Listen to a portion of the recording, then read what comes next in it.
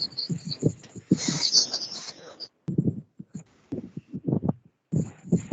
मैं हूं अनिल वर्मा से। कल रात के 10 बजे है और ये समय है बिग बुलेटिन का। जो राजनीतिक स्थिति बन रही है, जो बन रहा है उत्तर प्रदेश में, वो अपने आप में बिल्कुल अद्वितीय है। मतलब ऐसा पहले कभी नहीं था।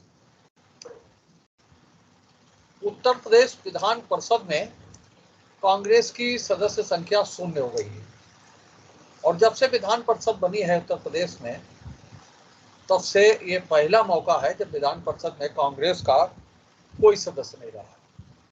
अभी जो विधानसभा के चुनाव हुए थे उनमें केवल 2 लोग जीते हैं कांग्रेस से और 2 सदस्य हैं विधानसभा में। और विधान परिषद में पहली बार स्थिति ये बनी है कि कांग्रेस का कोई सदस्य नहीं। देश की सबसे बड़ी और सबसे पुरानी पार्टी की स्थिति ये है कि उसका कोई एमएलए नहीं है, उसका कोई एमएलसी नहीं है। 2 एमएलए हैं, उत्तर प्रदेश से 1 सांसद है और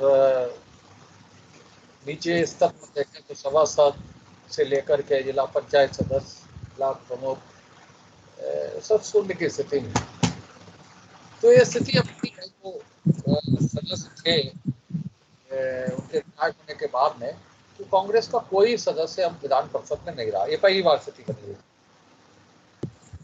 और समाजवादी पार्टी ने सदस्यता अभियान शुरू किया है, लोकतंत्र बचाने का किया है, कर जाएंगे कार्यकर्ता, ये बात कही गई है। और लेकिन जो गठबंधन है उसमें बिखराव की स्थिति नजर आ रही है। आज जो बैठक हुई है समाजवादी पार्टी की, उसमें ओपी राजभर को, सुखपाल जी को नहीं बुलाया गया है। हालांकि आजम खां पहली बार सपा के दफ्तर पहुंचे हैं और यही बसपा की भी है। बसपा किस चाल चल रही है सबको दिख रहा है। बसपा ने भी निचले स्तर पर सदस्य संख्या, सदस्यता अभियान चलाने, सदस्य संख्या बढ़ाने के लिए अभियान शुरू किया है। तो आज इसी पर चर्चा करेंगे कि क्या जो स्थितियां हैं कि एक और कांग्रेस 0 की ओर है, सपा और बसपा की हार है, तो इस स्थिति में भाजपा का मुकाबला कैसे करेंगे, आज हम इसी पर चर्चा करेंगे। आज भारतीय जनता पार्टी से विकास पांडे हैं, भाजपा के नगर अध्यक्ष, श्रीमती सविता द्विवेदी हैं, महिला मोर्चा के उपाध्यक्ष, वरुण त्रिपाठी कांग्रेस से हैं, अभिषेक बाथम जी हैं भाजपा के जिला मंत्री, और सुशील जी हैं ये भाजपा के हैं।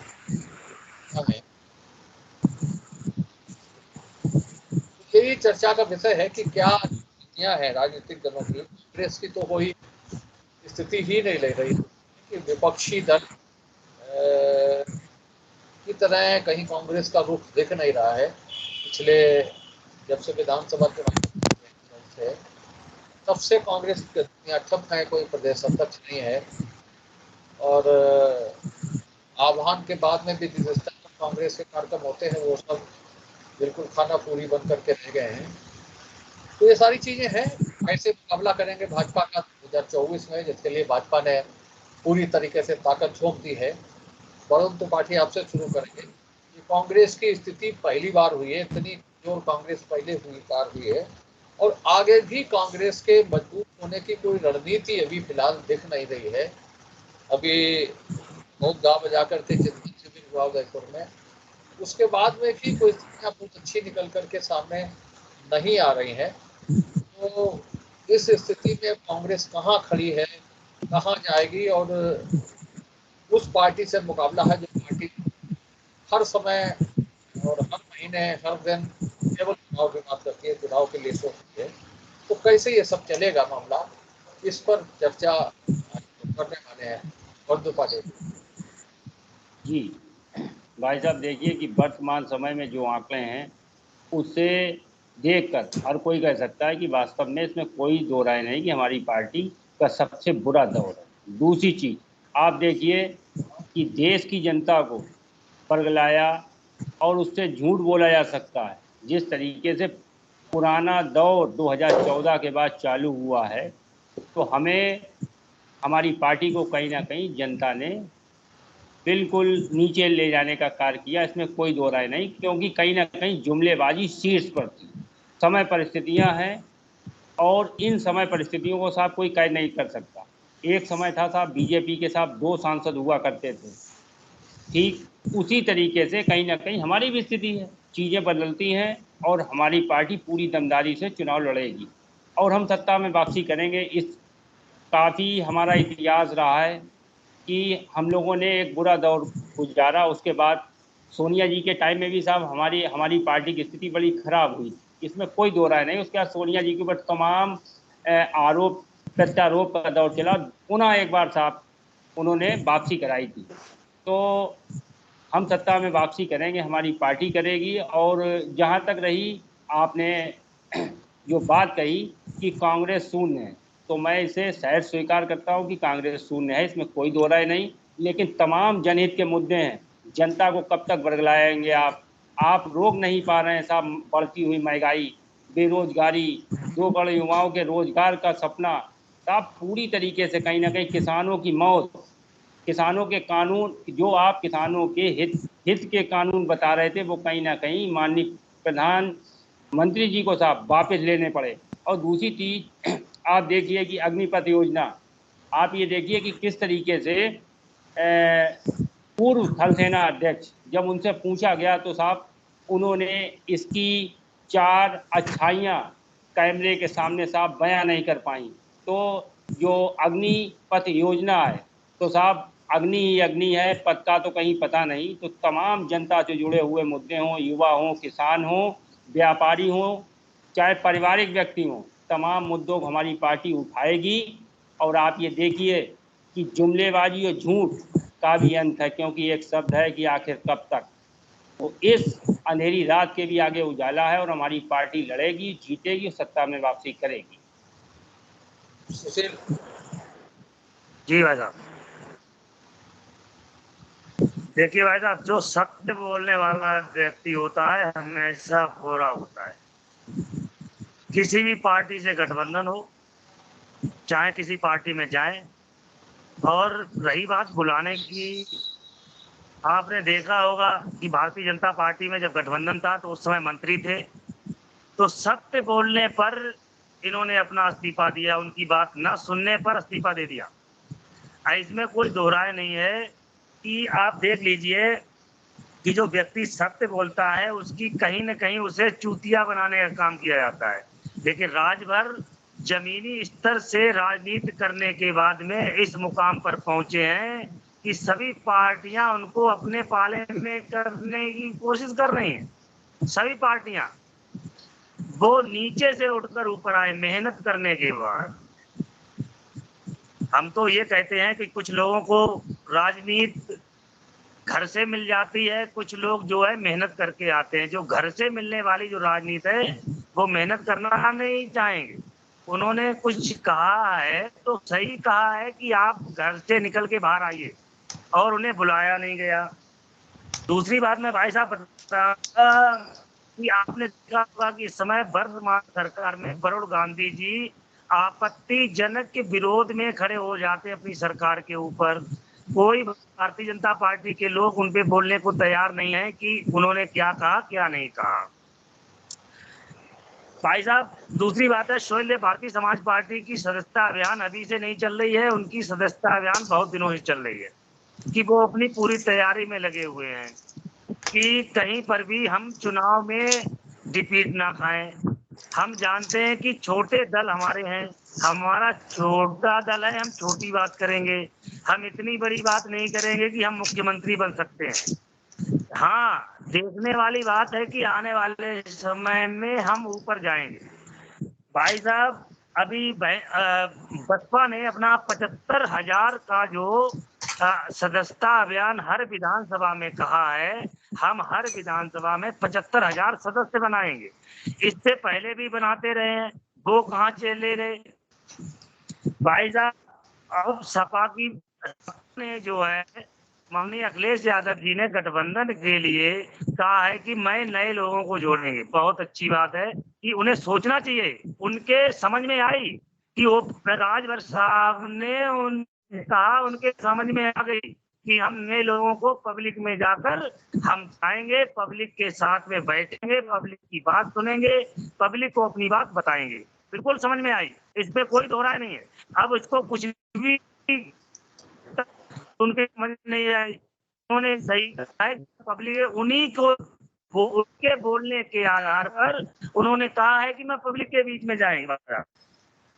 दूसरी बात यह है कि कोई भी व्यक्ति अपनी पार्टी के लिए कुछ भी करने को तैयार हो जाता है। भारतीय जनता पार्टी अपनी सरकार बनाने के लिए कुछ भी करने को तैयार हो जाती है, चाहे वोट डालने जाए, आज व्यक्ति उसे डालने ना दिया जाए, अब व्यक्ति को वोटर को बाहर ना निकलने दिया जाए।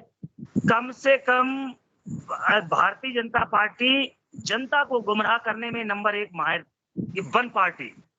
दूसरी बात मैं भाई साहब बताऊंगा कि भारतीय जनता पार्टी में लगभग ऐसे कितने विधायक सांसद होंगे जो आपत्तिजनों से घिरे हुए हैं, अपराधी मुकदमों से घिरे हुए हैं, कुछ नहीं कहने के लिए तैयार है, दूसरे के ऊपर उंगली उठाएंगे। दूसरी भाई साहब मैं बात कहूंगा, इन्होंने महंगाई पर बात नहीं की है एक बार भी। कम से कम 1050 का सिलेंडर हो गया है। गरीब जनता के बीच में देख लीजिए, 1050 ये भरपाई करेंगे। आपने देखा होगा कि लगभग इस समय की महंगाई की दर पे डीजल, पेट्रोल, कम से कम सारी सब्जियों पर महंगाई देख लीजिए, कम से कम उच्च स्तरीय पर महंगाई बढ़ती जा रही है। लेकिन भारतीय जनता पार्टी कुछ कहने को तैयार नहीं कि महंगाई हम कम करें या हम महंगाई को और बढ़ा दें। अच्छी बात है, बढ़ाते बढ़ाते इतनी बढ़ाइए कि जनता तरह तरह करने लगे और जनता को भूखों मारने के लिए भारतीय जनता पार्टी के पास और कुछ नहीं बचा है, सिर्फ भूखा रखने के लिए सिवाय और कुछ नहीं बचा भाई साहब। दूसरी बात मैं भाई साहब और बताऊंगा, एक मिनट चाहिए।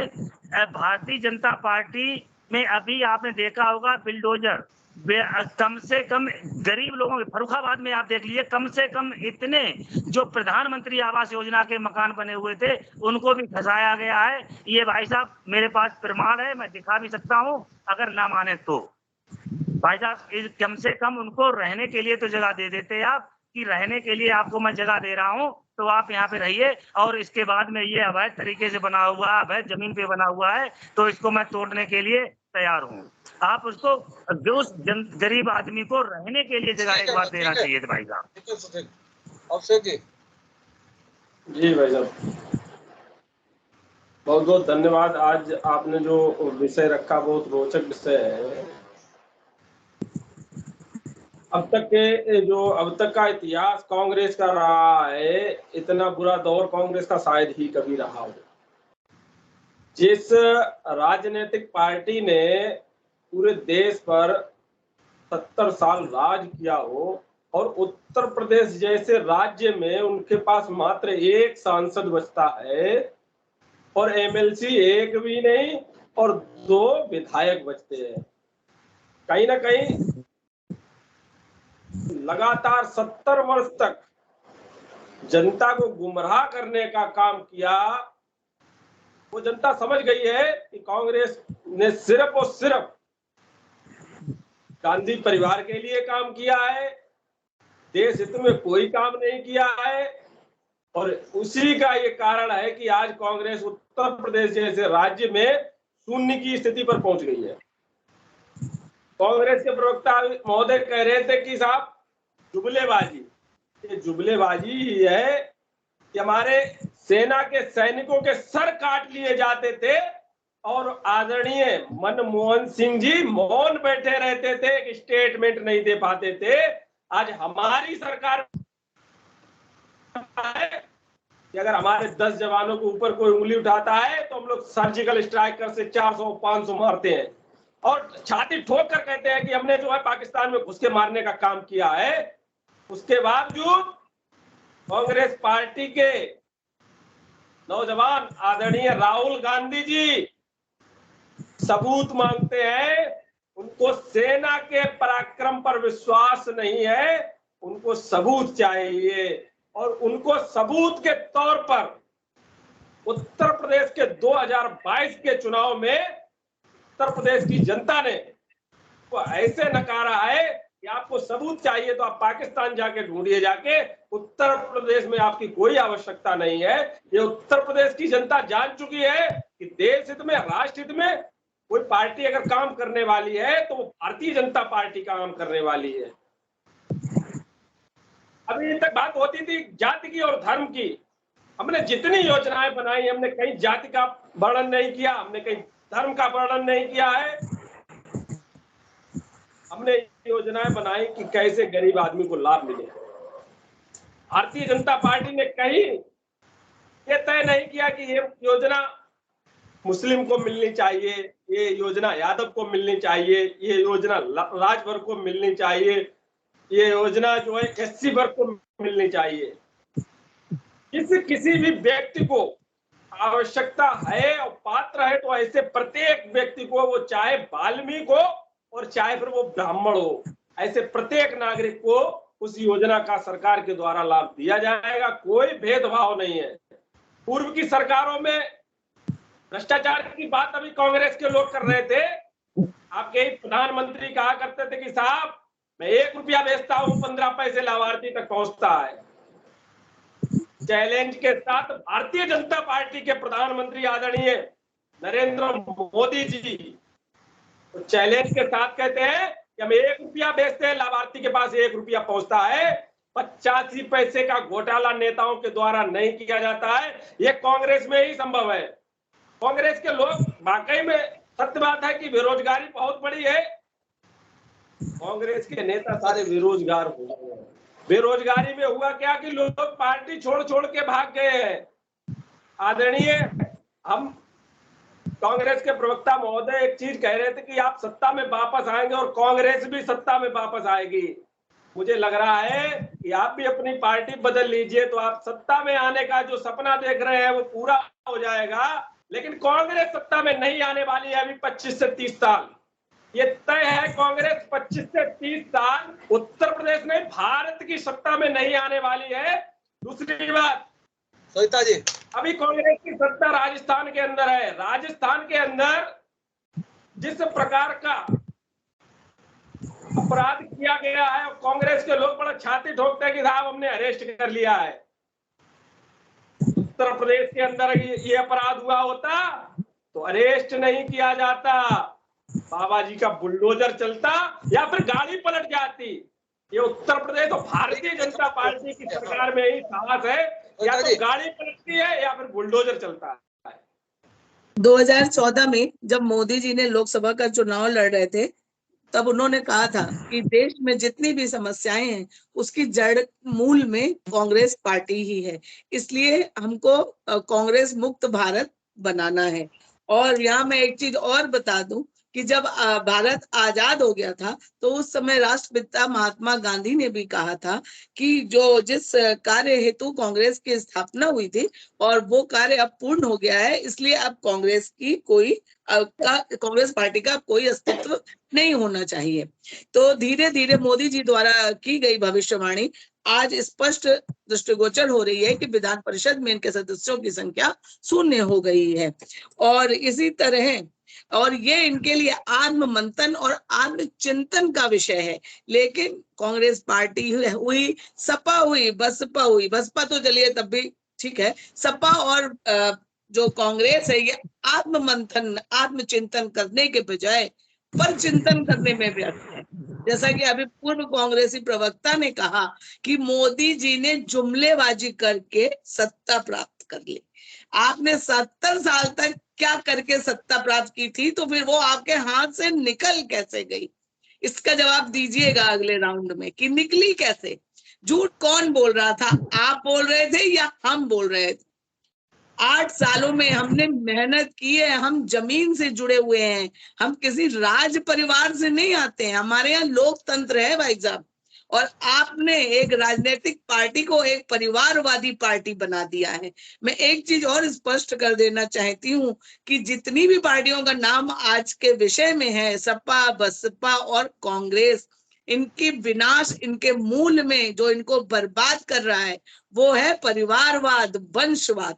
और अभी हमारी हैदराबाद में जो कार्यकारिणी की बैठक हुई है उसमें भी यही हमारा प्रधान वो है कि धीरे धीरे क्षेत्रीय पार्टियों में भी हम वंशवाद और परिवारवाद को समाप्त कर देंगे।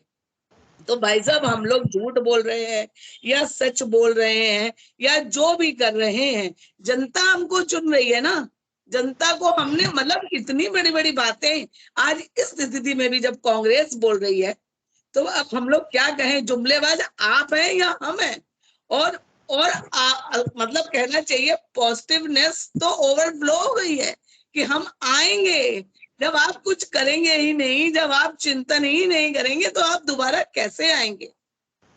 आप सिर्फ मोदी जी की कमियां देखेंगे, योगी जी की कमियां देखेंगे और जो आपके संगठनात्मक स्तर पर, जमीनी स्तर पर जो परेशानियां हैं, जो कार्यकर्ताओं में क्षोभ है, उसको दूर करने की कोशिश नहीं करेंगे। आप लोग सपा हो या कांग्रेस हो, सिर्फ इस चीज के इंतजार में रहते हैं कि कोई एक मौका मिले और बस ट्वीट करें। अखिलेश जी के पास केवल एक काम है, उनका हथियार है ट्विटर, सिर्फ ट्वीट करते हैं वो।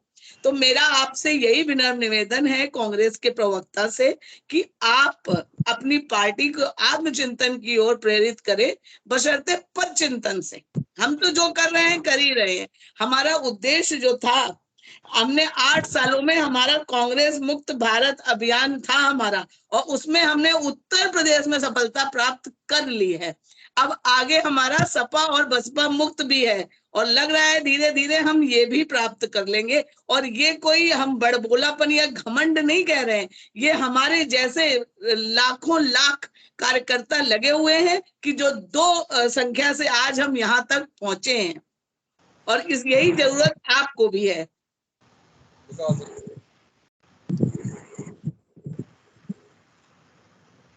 एक लाइन से मैं शुरू करूंगा, ना इधर उधर की बात कर, ये बता कि काफिला क्यों लूटा। कांग्रेस के प्रवक्ता हो चाहे सुभाषपा के प्रवक्ता हो, पूरे टाइम इधर उधर की बातें, पूरे टाइम। बिल्कुल ठीक कहा गया है, आज विपक्षी दलों को एक फोबिया हो गया है मोदी नाम का और भाजपा नाम का। जनता से किसी से कोई सरोकार नहीं है, दूर दूर तक कुछ नहीं है। बात होगी खेत की और आप बात करेंगे खलिहान की। बात हो रही है अपनी कमियों को तलाशने का काम अगर समाजवादी पार्टी और कांग्रेस के दलों ने किया होता तो मुझे लगता है कि ये विषय नहीं आया होता। मुझे समाजवादी पार्टी से बड़ा हैरत हो रही है। मुझे सपा के प्रवक्ता बैठे नहीं है इस डिबेट में, लेकिन सपा कम सुभाषपा के प्रवक्ता से मैं पूछना चाहूंगा कि मुझे लगता है कि शायद कल राजभर इसका विलय भी कर सकते हैं समाजवादी पार्टी में, तो मैं सपा कम सुभाषपा का प्रवक्ता कहूंगा।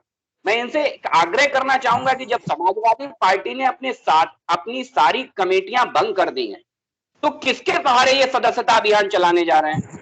मुझे बताइए, जिस पार्टी में कमांडर नहीं है, ब्रिगेडियर नहीं है, कोई भी नहीं है, तो वो किसके सहारे लड़ाई लड़ने जा रही है सदस्यता की? मुझे बताए समाजवादी पार्टी। यही रीजन होता है, विजन और मिशन। इस पार्टी में परिवारवाद नामक भूल लग जाता है तो ऐसे ही निर्णय होते हैं जिन निर्णयों में छेद ही छेद होते हैं। पहली चीज। दूसरी चीज मैं एक बात और कहूंगा, वो है कांग्रेस को लेकर। उत्तर प्रदेश तो बानगी है, दिल्ली विधानसभा में 0 कांग्रेस ने दिया, मगर उस 0 की खुशी कांग्रेस ने मनाई। मैं आग्रह करूंगा कांग्रेस के प्रवक्ता से, आज उत्तर प्रदेश की विधान परिषद में, चाहे बंगाल में 0 मिला हो तब भी कांग्रेस के प्रवक्ता ने बहुत खुशी मनाई थी, बड़ा ढिंढोरा पीटा था। तो मैं आग्रह करूंगा कांग्रेस के प्रवक्ता को, चौक पे मिठाई बांटिए जा करके कि उत्तर प्रदेश की विधान परिषद ने आपको 0 दिया है हिम्मत आपने बांटने की, क्योंकि यहां पर जनता ने आपको नकार दिया है और वहां आप भारतीय जनता पार्टी की हार पे बता कांग्रेस को। आप यही तो आत्ममंथन है भाई साहब, आप समझने का विषय समझिए। कांग्रेस 0 में इतनी खुश थी वहां पर कि जब सत्ता में शायद इतनी खुश नहीं होती होगी जितनी 0 में वहां खुश थी। क्यों? क्योंकि भारतीय जनता पार्टी सत्ता में नहीं आई। यही आत्ममंथन कांग्रेस को आज गर्त में लेता जा रहा है। मैं आग्रह करूंगा पुनः प्रवक्ता से, जाएं और कल चौक पर मिठाई बांटें अगर सच्चे आप आत्ममंथन करने का प्रयास करते हैं। नहीं करेंगे। तीसरी चीज मैं आज आपको एक और बता दूं, दो तरीके के नेता, एयर कंडीशनर वाले, एसी एयर कंडीशनर वाले, और दूसरे हमारे एसी वाले नेता हैं ऑलवेज एक्टिव, जिसका आपने भी जिक्र किया। हमारे यहाँ चाहे प्रधानमंत्री हो और चाहे बूथ अध्यक्ष हो, कंटिन्यू सतत प्रक्रिया में काम करता रहता है, और चाहे राष्ट्रीय मुद्दों को लेकर के बात हो, चाहे सरकार की योजनाओं को लेकर के बात हो, हम नीचे स्तर पर ले जाके काम करने में विश्वास रखते हैं। शायद उसी का परिणाम हो आज विश्व के सबसे बड़ा राजनीतिक संगठन होने का गौरव भारतीय जनता पार्टी को प्राप्त है। मुझे लगता है कि ये लड़ाई कांग्रेस ने स्वतः हार मान के चालू कर दी है, और मैं विश्वास के साथ आपको, मैं लंबा नहीं खींचूंगा, मेरे सारे साथियों ने विषय रख दिया है। मैं विश्वास दिलाता हूं आपको कि 2024 में उत्तर प्रदेश की लोकसभा में 0 मिलने जा रहा है समाजवादी कांग्रेस की सरकार को। ये लिख के रख लें कांग्रेस पार्टी के लोग। मैंने आपसे आग्रह पूर्वक ये कह दिया था, आप याद करिए, मैंने कहा था कि हम बहुमत के साथ आ रहे हैं, मैंने कहा था कि हम आजमगढ़ और रामपुर जीत रहे हैं, मैंने कहा था आपकी इसी डिबेट में। मैं आज फिर आपसे ये कह रहा हूं, ये मेरा विश्वास है उत्तर प्रदेश की जनता पर कि 2024 में कांग्रेस को 0 मिलने जा रहा है उत्तर प्रदेश में। कांग्रेस उसके जश्न की तैयारी करे। जी देखिए, हमारे भाजपा के साथी ने बहुत अच्छा भाषण दिया, इसके लिए बधाई के पात्र हैं। कहीं ना कहीं नंबर इन्हें भी बढ़ाने हैं। और दूसरी चीज, मोदी फोबिया की बात की, तो मोदी फोबिया, भाई साहब सुन लीजिए, मुझे हम में लिखो है फर्क है, 6 नंबर बढ़ाना है भाजपा की नजर में, और आपको नंबर बढ़ाना है गांधी परिवार की नजर में। सुन लीजिए यही मैं कह रहा हूँ, मुझे नंबर बढ़ाना है। अब हमें अपनी बात तो कह लेने दीजिए मान्यवर। देखिए, आपने मोदी फोबिया कहा, मैंने जैसे ही शब्द का इस्तेमाल किया, आप तुरंत उठे हो गांधी परिवार पे पहुंच गए। ये बेचैनी और खलबली कहीं ना कहीं हम भाजपा और भाजपा के प्रवक्ता में होना स्वाभाविक है। दूसरी चीज, आपने कहा कि कांग्रेस मुक्त भारत। देखिए, सत्ता में हम इतने समय तक रहे, हमारे किसी भी सीनियर लीडरशिप ने कभी नहीं कहा कि भाजपा मुक्त भारत। ये हम में और आप में बेसिक फर्क है। दूसरी चीज, आपने आत्ममंथन और आत्मचिंतन की बात की, तो भैया महात्मा गांधी क्या कहते कि कांग्रेस खत्म कर दीजिए, हम लोग नहीं कह रहे। मैडम प्लीज सुन। अब आपने जब कहा है, तो आपके लिए मैं एक छोटी सी लाइन कहता हूं कि आप पहले तो ये डिसाइड करिए कि आप महात्मा गांधी के पद चिन्हों पे आपकी पार्टी और आप चलेंगी, या गोडसे की विचारधारा पे आप चलेंगी। गोडसे की विचारधारा पे कहाँ चला जा रहा है? ये तो आप लोगों का फैलाया हुआ प्रपंच है। आपके पास कोई मुद्दा नहीं है, तो आप यही सब उठाते हैं। आप लोग स्वयं कंफ्यूज हैं। आप महात्मा गांधी के विचारों के हिसाब से चलेंगे कि गोडसे? हम लोग तो आप ये डिसाइड करिए। चल रहे हैं, आप महात्मा भूल गए हैं, आप सिर्फ गांधी परिवार के विचारों पे चल। देखिए, बिल आप और आपकी पार्टी ये डिसाइड नहीं कर, कभी जब आपको जरूरत पड़ती है तो महात्मा गांधी के ऊपर पुष्प समर्पित करते हैं, और कभी गोडसे के ऊपर। तो भाजपा स्वयं डिसाइड नहीं कर पा रही है। किसी भी भारतीय जनता पार्टी के उससे नाथूराम गोडसे को न समर्थन दिया गया है, और न ही कभी उनको सम्मानित महापुरुष भारत का बताया गया है। यही अनर्गल जो प्रचार है, यही दुष्प्रचार है। भाई साहब, खत्म करना चाहूंगा, बस 30 सेकंड चाहूंगा। कांग्रेस के प्रवक्ता से आग्रह, 30 सेकंड दे दें मुझे। बोल लीजिए, चलिए। जो कांग्रेस मुक्त भारत है, जो कांग्रेस मुक्त भारत की बात है, मैं आपको बताए दे रहा हूं। असल में हमने तो कहा था परिवारवाद मुक्त भारत, लेकिन जनता को समझ में आया कांग्रेस मुक्त भारत, क्योंकि जनता ने समझ लिया कि परिवारवाद की परिपाटी की शुरुआत, उसकी गंगोत्री कहां से निकली है, तो वो समझ लिया है। और मुझे लगता है कि उत्तर प्रदेश की जनता समेत पूरे देश की जनता का मैंडेट स्पष्ट है, परिवारवाद की राजनीति का खात्मा। जिसने देश को गर्त में ले जाने का काम किया। अब आप ये तय करिए कि क्या कभी